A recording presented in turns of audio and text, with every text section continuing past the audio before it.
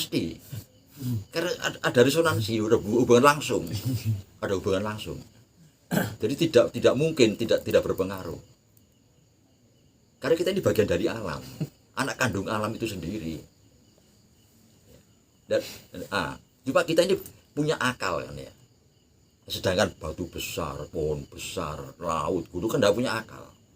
Yang punya akal kan kita. Sehingga kita bisa berbuat apa saja. Nah, parameter kerusakan daripada mikrokosmos itu bentuknya apa? Parameternya apa? Parameter Kejiwaan, pola pikir. Contohnya gimana? Pola pikir yang seperti apa? Maksudnya apa? Maksudnya Jadi pola pikir yang seperti apa yang membuat kemudian alam juga akan ikut rusak gitu.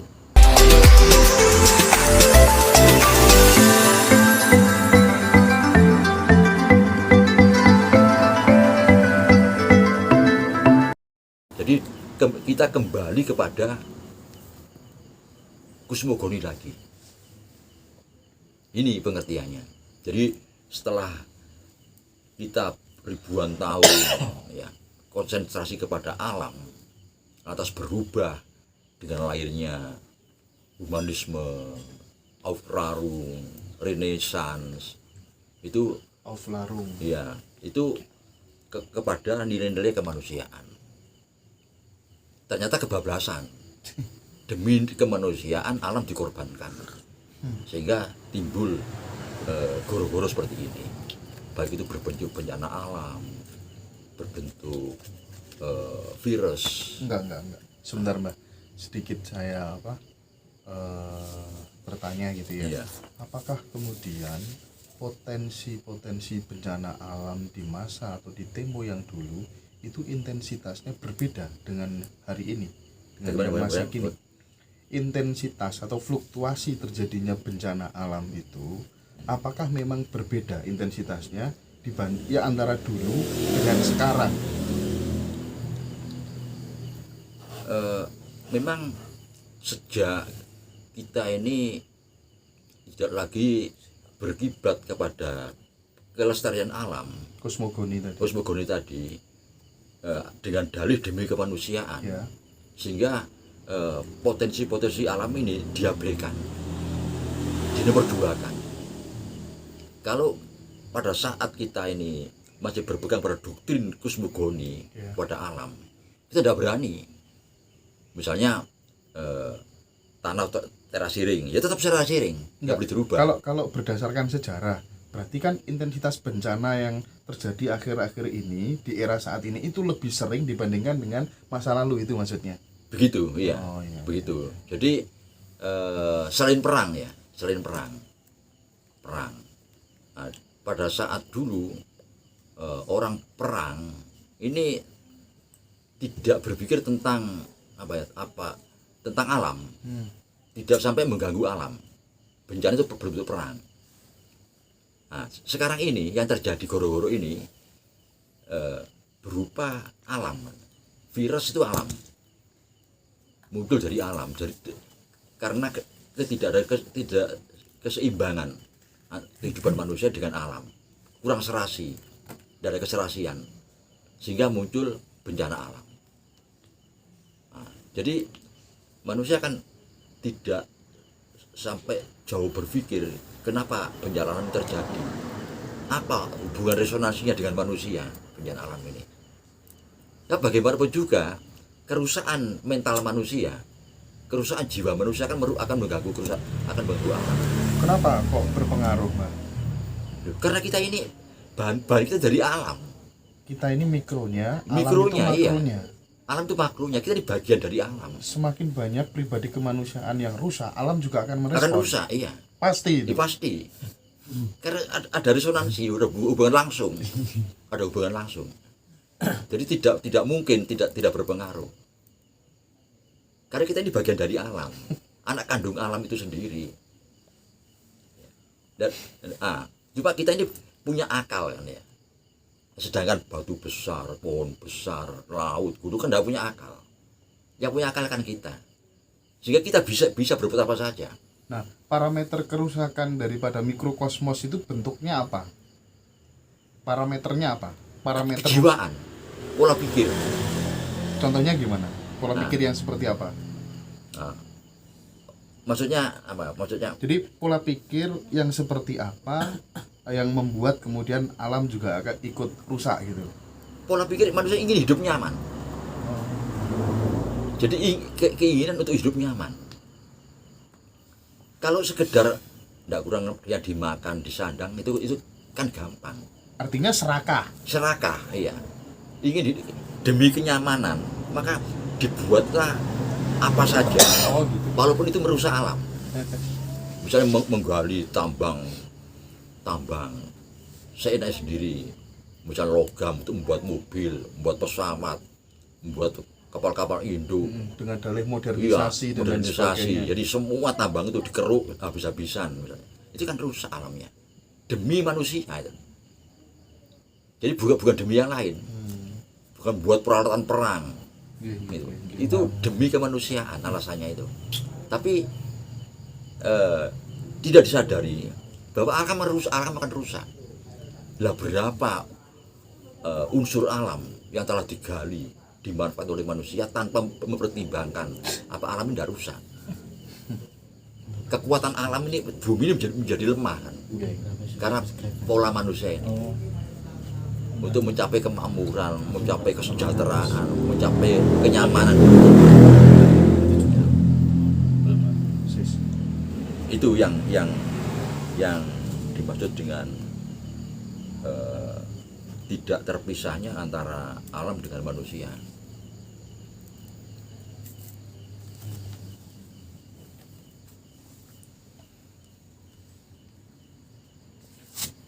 Nah, akhirnya perubahan peradaban ini yang akan terjadi ini, manusia akan kembali kepada doktrin kosmogoni lagi. Ini perubahan peradaban. Pasti sudah itu akan kembali kepada doktrin kosmogoni lagi. Berarti akan memuja alam lagi. Iya, akan memuja alam lagi. Tapi sudah terlanjur rusak begini bagaimana? Ya bisa, tetap bisa. Tetap bisa. Ya. Karena kalau tidak hancur bumi ini, hancur bisa meledak semua gunung mau apa. Nah, sekarang ya unsur logam aja lah yang sudah diambil dari dalam bumi itu untuk kepentingan manusia. Barang-barang dari logam itu sudah berapa juta ton. Coba, apa kekuatan itu yang ada di bumi, apa kekuatan tidak sudah melemah? Unsur logam, unsur apa saja, semua mineral itu dikeruk semua untuk kepentingan manusia, demi kemanusiaan, demi kenyamanan hidup manusia. Tapi tidak dipikirkan bahwa alam ini lemah menjadinya. Itu dari pikiran seperti itu. Ini jadi nilai kemanusiaan yang kebablasan. Nah, berbeda dengan kita yang diajarkan sejak zaman kuno, zaman medang, itu kahuripan. Ini nilai kehidupan. Tidak hanya manusia tapi alam. Nilai-nilai kehidupan itu yang kita ajarkan. Tetap muncul keseimbangan. Nah, ini menurut prediksi saya bahwa akan kembali manusia itu kepada doktrin kosmogoni lagi. Di sini para manusia, kita ini juga ya, demi membenarkan doktrin yang merubah kosmogoni menjadi humanisme ini, ya, kita sampai merubah semua definisi, pengertian, arti dan maksud tujuan dari doktrin kosmogoni itu. Contoh menyembah tadi. Padahal sebetulnya pengertian menembah alam itu jangan diartikan bahwa kita ini seperti menyembah Tuhan, bukan. Tuhan tetap kiblat yang pokok, Maha Pencipta itu, Sang Maha Pencipta itu. Kalau kita Muslim menyebut Allah Subhanahu wa taala, Allah Bapa, Sang Widi Wasa, tetap. Tapi alam ini dikatakan menembah alam, itu artinya konservasi, menjaga. Dibalik demikian sehingga kita menjadi menjadi ekstrim pada alam ini, wah ini menyembah pohon ini, wah sudah dimusuhi sak kampung. Dinamisme, Iya, animisme. iya, sudah disesat-sesatkan oleh sak kampung. Iya. Padahal bukan begitu pengertiannya. Melestarikan alam ini, melestarikan alam itu tujuannya. Jadi definisi yang harus dirubah itu.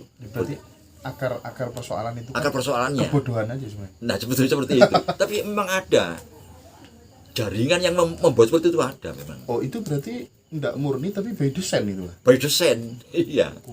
Itu ada memang. Ngeri. Itu seperti halnya perpecahan. Nah, itu jadi memang disengaja. Seperti halnya sekarang ya sampai Sebentar, sekarang. Pak. Saya kok pikiran saya agak liar. Berarti by Iya. design itu bisa jadi lewat agama dong. Ya udah segala macam. Lewat Dia memanfaatkan apa yang ada. Gitu. Memanfaatkan apa yang ada sehingga cepat, gerakannya cepat, masif gerakannya. Seperti halnya contohnya apa? Contohnya yang lain lagi mengenai sekarang di negeri kita sendiri, Erlangga setelah Lecet Prabon bertapa, Dewi Kili Suci tidak mau jadi raja, dia menjadi pertapa. Kita pertapa ini harus juga diartikan yang tepat. Jangan terus diam di hutan menang. Oh. Bukan begitu. Diam sampai 2 tahun, 3 tahun gitu. Nah, diam, enggak kemana-mana terus duduk. Enggak begitu, Pak? Enggak begitu. Mati kalau begitu, Pak. Ya tidak ada gunanya untuk masyarakat, kan apa manfaatnya? Gitu ya. Enggak berguna. Itu sama dengan orang apatis ya, Pak ya? Iya, bukan begitu. Dia mendalami satu ilmu untuk dan memberikan pelajaran. Bukan datang kepada murid-murid, para murid datang pada dia untuk belajar. Dia memperdalam ilmunya dan merenungkan mana yang benar, mana yang salah, ilmu yang telah dipraktekkan waktu dia jadi raja itu, kan begitu kan. Jadi pengajar. Jadi Kili Suci tidak mau jadi raja, dia jadi pengajar, jadi guru, jadi dosen. Itu maksudnya, tidak bertapa diam di tempat, di hutan. Ya, kalau semua tokoh-tokoh begitu semua harus apa manfaatnya untuk masyarakat. Nah, ini juga dirubah, ada yang merubah ini istilah ini. Ini yang dimaksud by design itu di sini. Jadi ada gerakan memang merubah apa pengertian. Ini termasuk menyembah alam. Kalau bahasa Jawanya menembah alam. Itu tidak berarti menyebut seperti pada Tuhan, enggak. Enggak berarti menduakan Tuhan, mendualismekan Tuhan, tidak. Sama sekali tidak. Ya? Iya, berbeda, bukan begitu. Seperti hanya zaman kuno dulu juga begitu. Itu hanya sebatas apa ya, Mbak, barangkali bentuk terima kasih kita kepada alam. Iya, agar kita juga dijaga oleh alam. Oh iya. Kita melayani alam, melayani karena itu kepentingan kita. Agar alam ini tenang, membalas ketenangan. Oh, iya. Itu maksudnya begitu. Kausalitas ya, iya, Pak ya. gunung tidak meletus, tidak ada tsunami karena kita jaga alam ini. Bukan disembah. Hai gunung, mohon jangan meletus, bukan begitu, bukan. Nah ini yang harus dikembalikan kepada pengertian lama yang sebenarnya, artinya sebenarnya. Biar terlalu apa ya, berlarut-larut enggak karuan. Nah, juga tentang simbolis tadi. Nah, simbol itu harus ada. Semua kan kita semua bangsa itu kan pakai simbol-simbol. Bendera pun simbol. Itu Amerika ada bintang sekian, itu menunjukkan bahwa ada istilahnya itu negara-negara bagian sekian. Terus di Inggris ada simbolnya singa, maksudnya apa? Ada Garuda, itu kan begitu kan. Kita pakai simbol Bhinneka Tunggal Ika, Garuda, itu kan simbol yang punya arti dan makna yang harus kita lakukan. Kan itu maksudnya. Nah ini penting. Nah ini kalau sampai nanti